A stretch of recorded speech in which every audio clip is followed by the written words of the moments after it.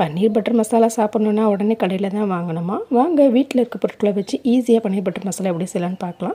Welcome to Anu's kitchen. அதுக்கு முதல்ல stove on பண்ணிக்கோங்க, கடாய் வச்சுக்கோங்க, கொஞ்சமாக ஆயில் சேர்த்துட்டு ஒரு பெரிய சைஸ் வெங்காயத்தை இந்த மாதிரி கட் பண்ணி சேர்த்துக்கோங்க. வெங்காயம் கொஞ்சம் கண்ணாடி பதம் வந்ததுக்கப்புறமா ஒரு 2 தக்காளியை கட் பண்ணி சேர்த்துக்கோங்க. வெங்காயம் தக்காளி நல்லா வதங்கினதுக்கப்புறமா ஒரு 6-7 முந்திரி பருப்பை இது கூட சேர்த்துக்கலாம். இது இந்த டிஷ்ஷுக்கு நல்ல ஒரு ரிச்னஸ் கொடுக்கும். இதெல்லாம் நல்லா வதங்கினதுக்கப்புறமா ஸ்டவ் ஆஃப் பண்ணிவிட்டு இதை ஆற விட்டுட்டு மிக்ஸி ஜாரில் சேர்த்து ஒரு ஃபைன் பேஸ்ட்டாக அரைச்சி எடுத்து வச்சுக்கோங்க.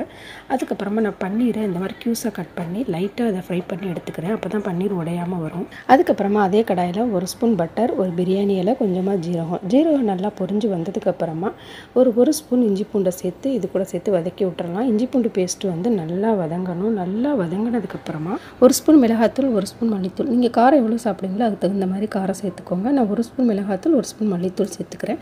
அதெல்லாம் சேர்த்து நல்லா வதக்கி விடுங்க. இதெல்லாம் நல்லா வதங்கி வந்ததுக்கப்புறமா இது கூடவே நம்ம அரைச்சி வச்சுருக்க தக்காளி வெங்காய பேஸ்ட் அதை இது கூட சேர்த்து கொஞ்சம் உப்பு, கொஞ்சம் கரம் மசாலா இதெல்லாம் சேர்த்து நல்லா 2 நிமிஷத்துக்கு கிளறி விடுங்க. கிளறி விட்டதுக்கப்புறமா முக்கியமான பொருள் சுகர், ஒயிட் சுகர், அதையும் இது கூட சேர்த்துக்கோங்க. ஏன்னா பன்னீர் பட்டர் மசாலானாவே ஸ்வீட்டாக தான் இருக்கும். ஸோ அதையும் இது கூட சேர்த்து 2 நிமிஷம் நல்லா கிண்டி விடுங்க. அதுக்கப்புறம் பன்னீரும் சேர்த்து ஒரு 2 நிமிஷம் ஸ்டவ் லோ ஃப்ளேமில் வச்சு மூடி போட்டு வேக வச்சுருங்க. அவ்வளோதான், எண்ணெய் தனியாக பிரிஞ்சு வந்துடும். சூப்பரான பன்னீர் பட்டர் மசாலா ரெடி ஆகிடுச்சு. இது கூடவே க்ரீம், கசூரி மெத்தி எல்லாம் சேர்க்கலாம். பட் நம்ம வீட்டில் இருக்கிற பொருளை வச்சு சூப்பராக நம்ம பன்னீர் பட்டர் மசாலா ரெடி ஆகிடுச்சு. இந்த வீடியோ பிடிச்சிருந்தா லைக் பண்ணுங்கள், ஷேர் பண்ணுங்கள், கமெண்ட் பண்ணுங்கள். பாய்.